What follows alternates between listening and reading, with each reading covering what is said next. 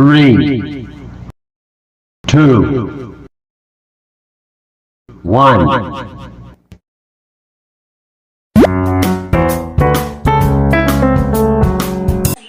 Hai, kami dari kelompok 13.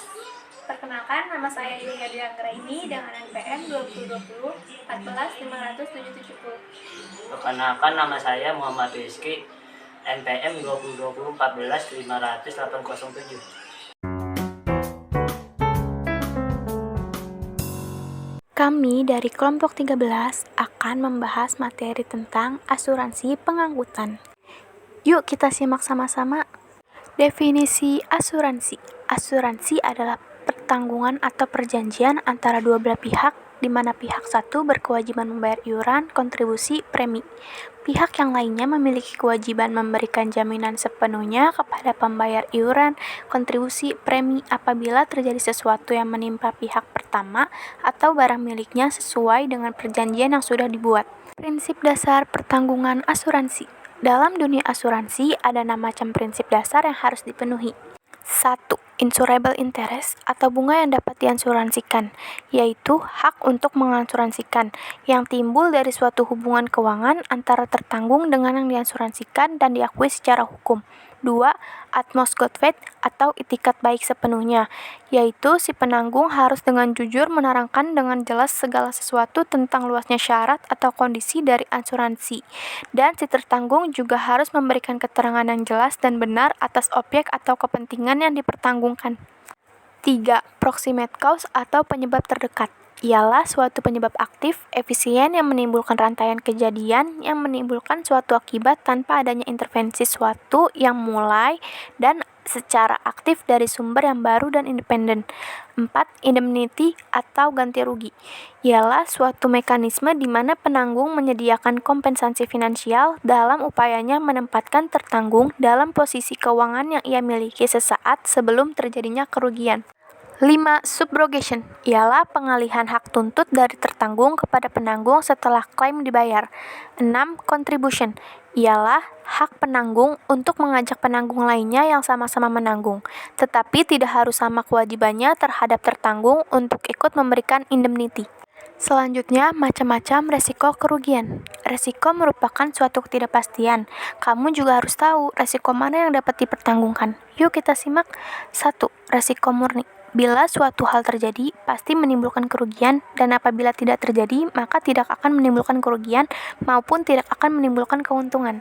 Spekulatif mengandung dua kemungkinan jika peristiwa yang dianggap resiko tersebut benar-benar terjadi.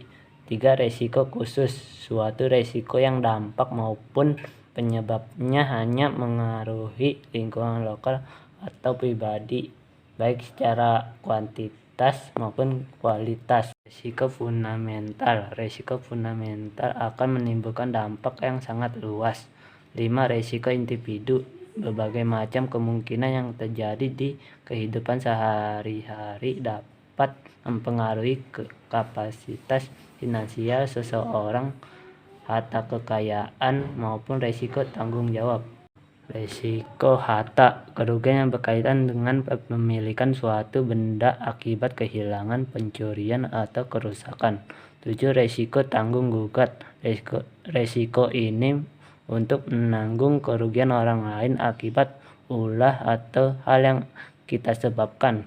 Kerugian yang dideritakan kapal, kerugian angkutan laut meliputi seluruh kerusakan yang mungkin dialami oleh kapal atau muatan selama pelayaran. Kerugian laut dibagi menjadi dua jenis pembagian kerugian, yaitu kerugian laut umum atau kerugian laut khusus. A. Kerugian laut umum menggunakan prinsip kebersamaan di mana kerugian yang diderita akan dibagi rata sesuai dengan proporsinya masing-masing. Pembagian kerugian ini akan ditafsir oleh penafsir kerugian yang sudah pengalaman. B. Kerugian laut khusus hanya berkaitan dengan kerugian atau pengeluaran yang secara khusus dipikul oleh pemilik kapal yang mengalami kerugian akibat cuaca buruk atau pemilik muatan yang telah rusak dalam persinggahan. Tentukan premi, Berikut jumlah faktor yang menentukan premi. 1. Biaya inflasi menjadi faktor pertama yang menggerakkan peningkatan tarif premi atau biaya asuransi, khusus asuransi kesehatan. Pasalnya inflasi biaya ini terjadi setiap tahun atau berlaku secara global. 2. Kondisi industri asuransi. Asuransi ini berkaitan dengan peningkatan kebutuhan proteksi di tengah masyarakat, meningkatkan kesadaran masyarakat akan pentingnya asuransi, menyebabkan permintaan akan asuransi bertumbuh lebih tinggi. Penutupan dan prosedur klaim. Penutupan 1. Datangi pihak asuransi. 2. Isi dokumen. 3. Melengkapi syarat. 4. Menunggu sisa dana. Proses klaim. 1. Menghubungi pihak asuransi. 2. Mengumpulkan bukti kerugian. 3. Isi laporan klaim. 4. Menyepakati penggantian. Terima kasih telah menyaksikan sampai akhir. Semoga bermanfaat. See you guys.